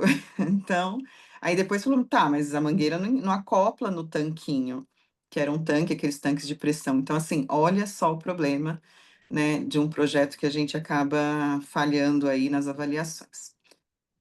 A próxima pergunta, considerando o resultado de TOC próximo a zero ou zero em um sistema PW na geração do looping por semanas, quais as principais causas, riscos e ações que devem ser tomadas? Leve em consideração uma média de 75 ppb no sistema. Então, aí precisa ver o caso específico, né? Pelo que eu entendi é o seguinte, talvez você tinha um baseline de 75, é isso? E de repente começou a não aparecer. Se for isso, realmente alguma coisa aconteceu no sistema. Você tem que ver qual foi a mudança, né? Porque assim, TOC zero num sistema bom é esperado, tá? Ele vai dar zero mesmo, muito próximo de zero ou zero durante anos. Então, aliás, quando der TOC visível ou quando ele passar do limite, muitas vezes você já está muito contaminado, né? O TOC não é um bom indicador de preventivo. Alteração, Quando ele der quando ele der valores acima do limite, já você está com o negócio terrivelmente contaminado. Então, se eu entendi é o seguinte, você tinha um baseline baixo e de repente passou a ser zero. Isso pode ser um problema do sistema mesmo, né? Você pode ser uma calibração do seu sistema de TOC. Aí seria interessante você ou substituir o sistema, falar com o fornecedor, às vezes ele tem um outro sistema só para fazer um teste, ou calibrar o sistema, procurar saber se não é erro de leitura. Agora, um sistema que dá zero é normal, tá? Para TOC próximo de zero, vamos dizer, o zero, não é um absurdo, não. Ele é muito sensível, o TOC, né? Como eu falei, até a tinta do ambiente pega na amostra, mas o online, né? Que ele está online, se é um sistema bom, não tem matéria orgânica, ele não consegue descobrir o TOC. Então, se for uma, se ele nunca marcou diferente de zero, assim, e você está calibrado, aferido, pode ser que o seu sistema seja muito baixo a contaminação mesmo de TLC, que é esperado, inclusive. Obrigada, Edu. Se a validação está aprovada e o monitoramento não apresenta problemas, ainda assim não é aceitável o looping sem aquecimento ou resfriamento, no caso? Não, como eu falei para vocês, é aceitável. Inclusive para água para injeção. Você pode usar um looping frio. Tomar cuidado, pessoal, que nos países desenvolvidos, o loop frio é 16 graus, né? 18. Então, o loop frio no Brasil é frio, você vai ter que botar isso para 18, entendeu? Então você vai ter que ter um anel para esfriar. Resfriamento, Não, né? não deixe o seu loop a 35. Eu fui num fabricante que era no Nordeste, 35. Ele Pode tirava chegar água até mais, 30, né, Edu? Fala, até mais, porque depende. Rio de você está Janeiro, incubando a sua Nordeste. água. Você está incubando a sua água. Então, gente, vamos trabalhar. Então, anel frio que eu estou imaginando, eu falei frio, você vai ter que ter um trocador de calor para baixar a temperatura. Já que você vai ter que ter um trocador sanitário, pô, então, ou tanque, né? Você pode também fazer a troca de calor no tanque. Não aconselho trabalhar. Água para injeção, eu não aconselho trabalhar com temperatura ambiente. Água purificada depende do lugar do Brasil, depende da sua condição. Todos os projetos que eu participo, eu aconselho esfriar, tá? Eu já tive caso de projeto copiado do exterior, o pessoal pôs para colocar, era temperatura ambiente, nós avisamos, água purificada, tá? Não era água potável, água purificada. Passou a trabalhar no Brasil, o próprio anel, ele aumenta a temperatura por causa do atrito com a água, né, pessoal? A água atrita com a tubulação. Então, conforme você, principalmente se o seu consumo é relativamente baixo, você coloca uma temperatura, por exemplo, a 28, em alguns momentos, em algumas horas, você está com 35, você está incubando a sua água, né? Então, você vai nascer micro-organismo, é muito mais suscetível. Então, eu aconselho a usar 18 a 20, assim, no máximo, ou 65. Agora, se você é um bom sinal que a validação está funcionando. Se está funcionando, se está tudo bem, mesmo se a sua temperatura média é acima de 18, você está trabalhando com 25, por exemplo, 28, você tem uma fragilidade, na minha opinião, mas você está monitorando, você está indo bem. Eu encomendaria o seu trocador, tá? Eu encomendaria um trocador sanitário e você abaixa a temperatura quando der. Não tem pressa, mas um dia você vai ter problema, porque ele é água, principalmente se o seu tanque, se você tem um tanque que não é ozonizado, por exemplo, você tem um tanque normal a 25, você tem um anel a 25 ou a mais de 25, a tendência dele é subir. No final de semana, por exemplo, você usa pouco a água fica o atrito com a água lá, tende a subir um pouco a temperatura, vai para 28, vai para 20, começa a ficar na faixa crítica de crescimento de bactéria patogênica, né? Vamos para a próxima. Por que a ultrafiltração às vezes é utilizada como polimento, mesmo retendo partículas maiores do que a osmose reversa? Não sei se a Helena quer falar ou... Então, é o que eu falei, existe uma tendência a você usar dois sistemas, né? Então, esses sistemas, muitos deles, eles melhoram uma água prévia. Então, se você põe uma água boa, mesmo o sistema sendo não feito para isso, ele melhora, porque ele retém percentualmente a água, né? Então, se você tem menos partícula, por isso que eles chamam de polimento, né? Você tem uma melhoria no sistema anterior, porque tanto osmose reversa como ultrafiltração não é bem o sistema de filtração tipo peneira, né? Que a gente usa, que é passou ou falhou. Ele tem mecanismos físicos de pressão que faz reter partículas de outras formas. Então, não é só a micragem, vamos dizer, que segura, né? É o sistema de pressão e o fluxo, que é tangencial, aí é meio complicado de explicar agora, que ajuda a segurar. Mas é possível você ter dois sistemas assim e ter uma melhoria, né? Agora, testa, né? Durante a validação, logo você vai ver se a água está ficando pior ou melhor, né? Então, vamos lá. A Natália de Oliveira, ela perguntou: nosso tanque não fica com água na temperatura de 65 a 85, e uma vez por mês fazemos a sanitização com INDA, AP600, pois o skid que abastece o tanque é por método de osmose. Precisamos mudar o sanitizante ou deixar a temperatura de até 85 graus? Toda a nossa tubulação obrigatoriamente tem que ser inox? E quais os pontos cruciais para analisar na qualificação de desempenho da água purificada EWFI? Quer que eu Bom, repita, Eduardo? Se você quiser, eu vou por não, fase. não. Eu tô vendo aqui, eu tô conseguindo ler Ah, tá também. bom. Então, olha, o que que acontece?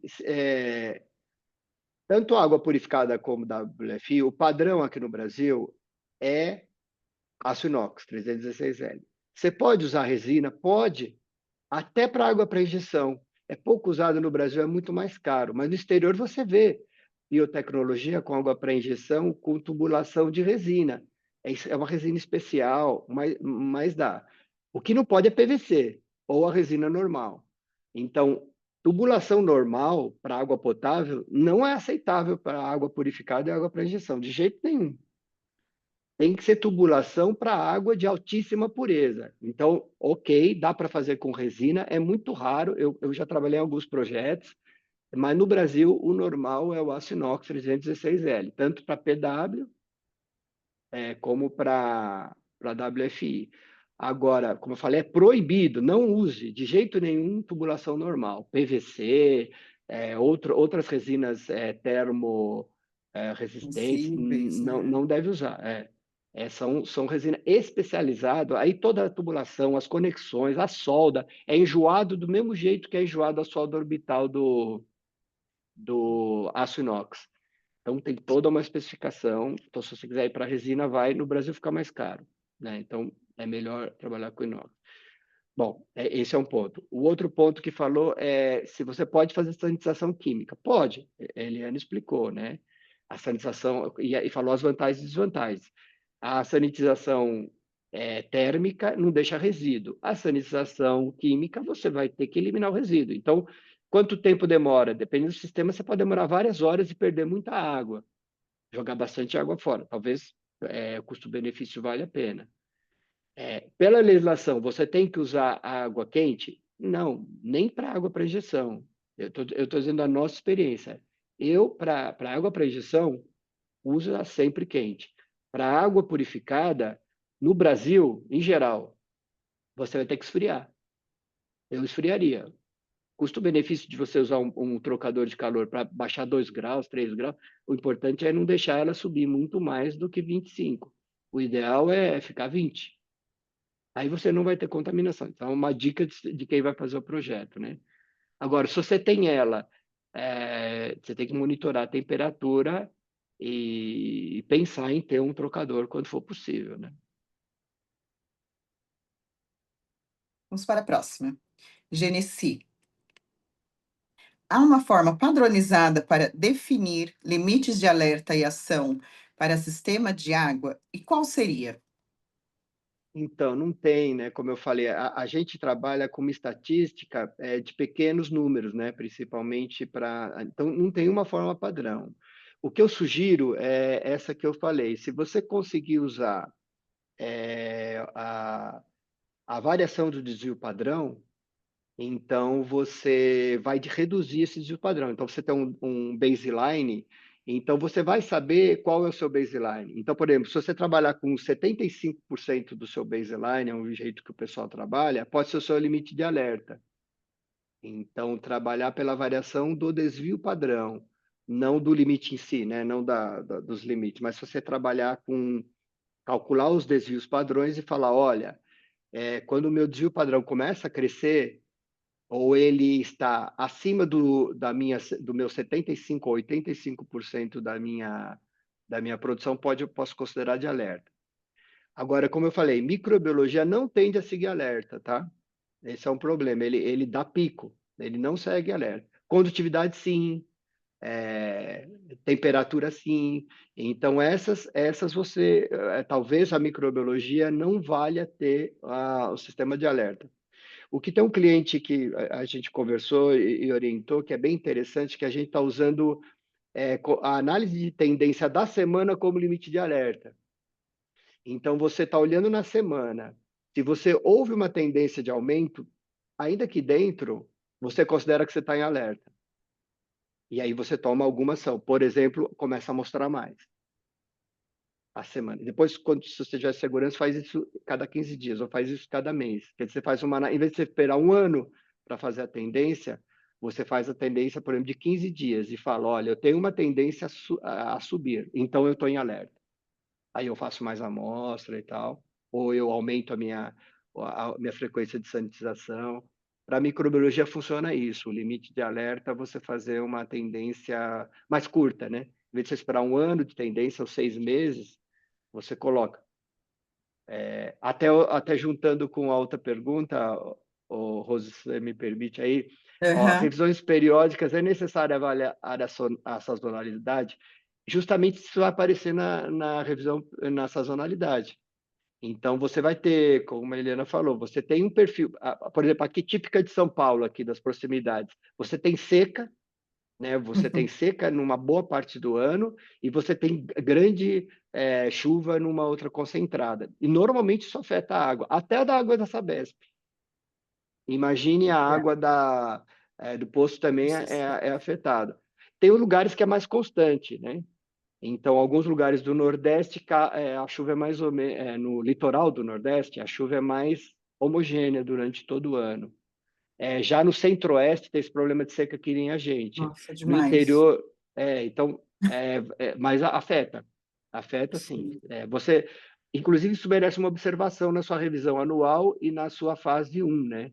Na fase 3, terminou a fase 3, você escreve isso no relatório. Olha, eu senti uma variação de microbiologia nesse sentido, parece ser normal, você confirma na revisão anual, né? Sim. A Ceci, Lucas, boa noite. Após término do QD, tem que fazer as revisões anuais? O que tenho que avaliar nesta etapa? Eu vou Então, fazer tem sim. a pergunta, até vou complementar, ô Edu, que a próxima pergunta é qual a frequência ideal para sanitização térmica do sistema, se existe algum parâmetro. Acho que essas duas elas se completam no. Ah, tá. Tem razão, pode ser. Então, olha, você tem que fazer a revisão anual, né? E então, depois de um ano, você faz. No próximo ano, nesse ano, no primeiro ano, você não precisa fazer a revisão anual, que ele é o próprio qualificação de desempenho do ano, né? Terminou o ano, você vai fazer o ano que vem. Eu falo ano, mas tem gente que no primeiro ano, depois de 6 meses, já faz uma prévia, né? Então, você não precisa esperar também um ano para fazer a revisão anual, né? Você está fazendo a tendência mensal, depois de 6 meses você pode sentar e tomar uma decisão, mas você tem que fazer anual. Eu acho muito importante você fazer anual e verificar o que está acontecendo, né? Na Europa nós tivemos algumas auditorias, eles falaram, não, você tem que qualificar o sistema a cada 10 anos. Você não pode ter o sistema com mais de 10 anos. Eu acho que se você não teve mudança, se você teve revisão anual e ela está sob controle, eu não diria que você tem que fazer cada 10 anos, mas ela não é infinita. O recado é esse: a sua qualificação ela não é permanente se você não avaliar. Pode ser que um belo dia você chegue, ó, eu vou ter que qualificar de novo, porque eu mudei muita coisa, porque eu tenho variações de parâmetros, eu mudei muito meu regime de trabalho, meu consumo tá. Eu não estou vendo um controle, eu estou vendo uma variação superior ao meu controle, está piorando, né? Meu sistema está piorando, então eu vou tomar decisões. A última pergunta, Eduardo.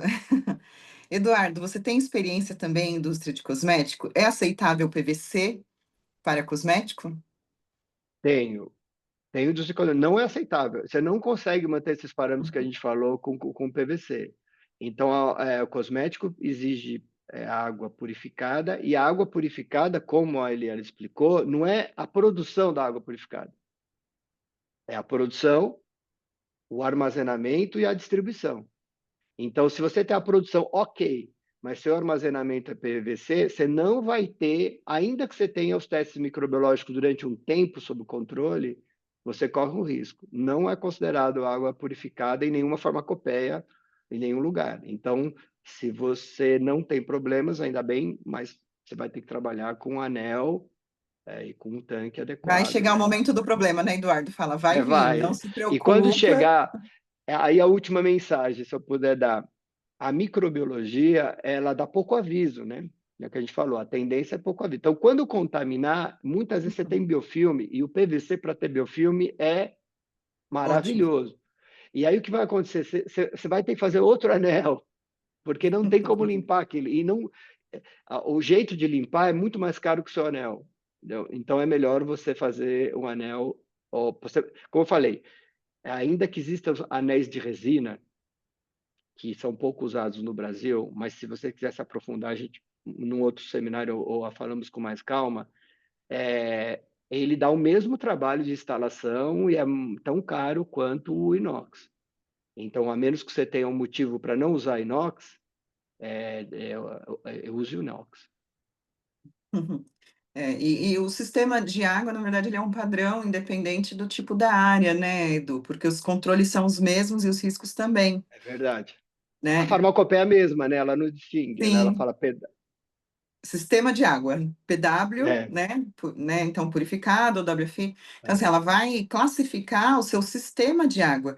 A utilização é o que vai mudar no seu processo, mas são normas distintas, né? O sistema de água, ele tem a farmacopeia relacionado ao sistema de água, onde as premissas são as mesmas para engenharia e estrutura, né, desse processo. Então, por isso que elas também não podem ser usadas em cosmético, na alimentícia ou em outra atividade.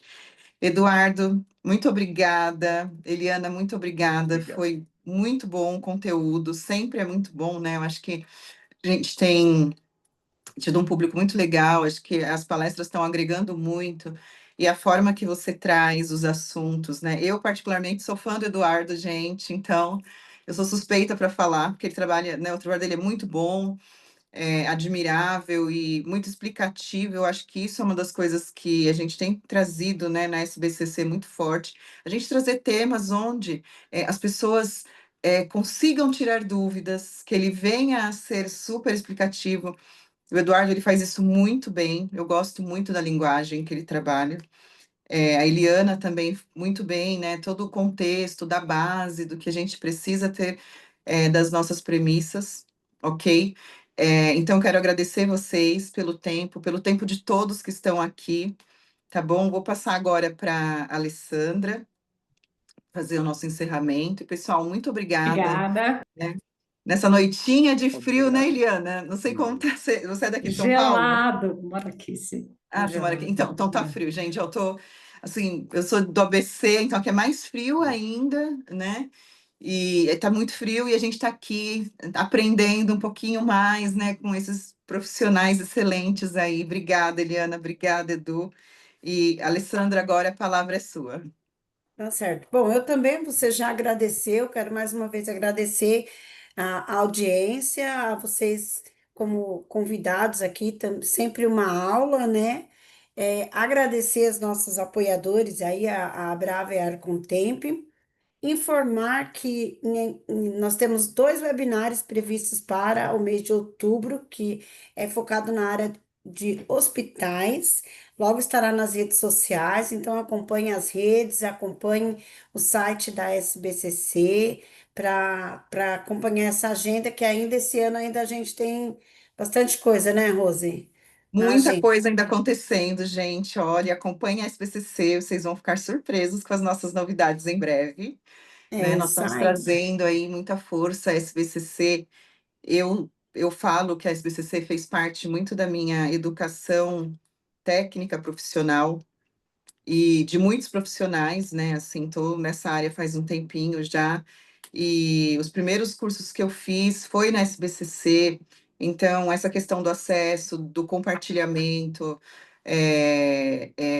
técnico de profissionais tão capacitados que eles estão compartilhando aí um pouquinho do conhecimento deles com a gente, né? A gente sempre agrega, é muito bom.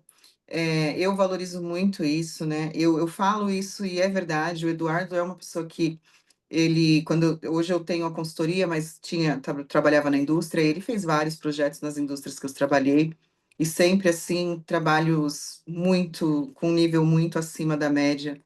É, Sou uma admiradora mesmo do Edu, a Eliana, né? Você vê o escopo, a experiência que tem no mercado e a gente compartilhando isso, né? Principalmente as pessoas que vivem, né? A Eliana vive, o Eduardo ele vive. Então, são pessoas que estão vivendo uma realidade, uma mudança, uma adequação de norma e estão atualizados e estão compartilhando essa atualização junto ao mercado. Igual a Alessandra comentou, próximo mês nós temos 2 eventos relacionados à área hospitalar de controle de contaminação. Temos ainda mais eventos, nós vamos compartilhando nas redes sociais, vão acompanhando com a gente, né? Estamos numa fase de reformulações da mídia digital, das nossas redes sociais, e teremos muitas novidades, tá, gente? Muitas novidades. Acompanhem, né? Igual eu falei no comecinho, se vocês quiserem participar de algum grupo de trabalho, entra no nosso site, manda e-mail para nós. Estamos na fase de adequações, mas já, né, estamos aceitando aí esses candidatos voluntários que também quer contribuir com o compartilhamento, né, da técnica e do aprendizado, da vivência que vocês têm, tá bom? Alessandra, muito obrigado por sempre estar aí junto com a gente, né? Nós parceiros aqui, nós somos uma equipe, um grupo muito bacana de voluntários e quero agradecer o tempo de cada um, ok? E hoje, gente, é o Dia Mundial do Farmacêutico. Eu acredito não todos são, mas para quem é o farmacêutico, como eu sou, né? Um dia de sucesso para nós é somente todos os valores que a gente carrega, né? Principalmente na área que nós trabalhamos. Nós cuidamos de muitas pessoas, nós somos responsáveis por muitas vidas, independente do setor. Mas parabéns aí a todos os farmacêuticos, né? Nosso dia, tá bom? Não se sintam enciumados, engenheiros, biólogos, entre outros. Mas hoje é o Dia do Farmacêutico Internacional, tá bom? Então, muito obrigada a todos e sucesso para individual a cada um. Obrigada, Lê, Edu. Eliana. Boa noite, Obrigada, gente. parabéns. Obrigado a Até vocês. mais. Até. Obrigado Tchau. pelo. Tchau, tchau.